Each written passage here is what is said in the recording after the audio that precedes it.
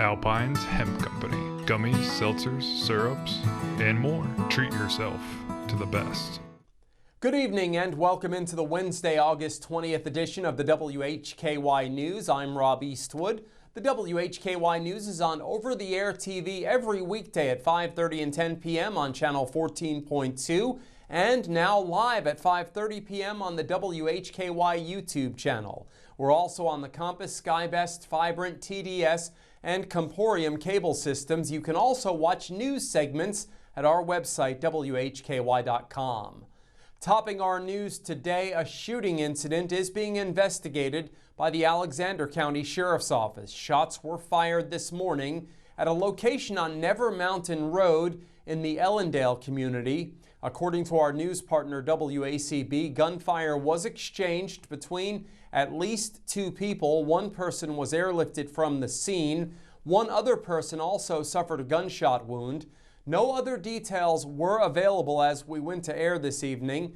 As we receive new information, it will be posted at our website, WHKY.com. Catawba County Commissioners approved action related to the acquisition of property for a business park project. Commissioners met Monday in regular session and held a public hearing to consider authorizing the county manager to execute or assign agreements for acquisition of approximately 29 acres across 7 parcels for a total purchase price of $3.65 million. The property is to be used for development of a business park in southeastern Catawba County. It was also requested that the board authorize that any property-related reimbursements received from Catawba Valley Medical Center be deposited in the Southeastern Catawba County Business Park project. Commissioners approved the item. Among the items on the consent agenda Monday, the Policy and Public Works Subcommittee requested that the Board of Commissioners award the construction bid for the Sherrills Ford Convenience Center improvements to Randolph & Son Builders Incorporated of Pineville, North Carolina, in the amount of $1,144,743.35. Authorize the county manager to execute all documents associated with the project and approve a budget revision in the amount of $275,000. This item and the other 3 on the consent agenda were approved. More on Monday's meeting at WHKY.com. Hickory City Council met in regular session Tuesday. Minutes, second readings, and the consent agenda were all approved. Item D, which deals with speed reduction markings on Falling Creek Road, was removed from the consent agenda. The request was to implement speed reduction markings along Falling Creek Road Northeast from 36th Avenue Northeast to 39th Avenue Northeast. The item was later approved by Council. The consent agenda also included the approval of the sale of city-owned property on Amity Street to SRV Acquisitions, LLC. Also at Tuesday's meeting, Hickory City Council approved the voluntary non-contiguous annexation of property owned by the Catawba County Alcoholic Beverage Control Board. The property is located at 3370 Springs Road, Northeast. Eastern North Carolina has been making preparations for Hurricane Erin. Ariana Mack reports.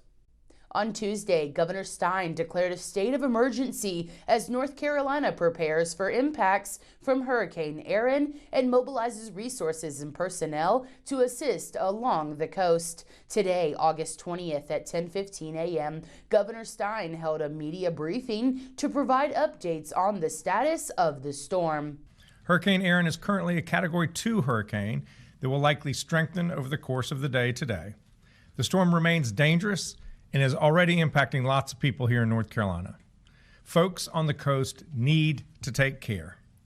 Based on the current forecast, we are anticipating coastal flooding from massive waves, tropical storm force winds, and tidal and storm surge for much of the state shoreline, especially the Outer Banks, from this evening through Thursday.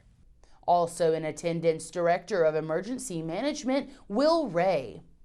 Erin remains a dangerous hurricane, but as the governor mentioned, the storm is forecast to remain offshore.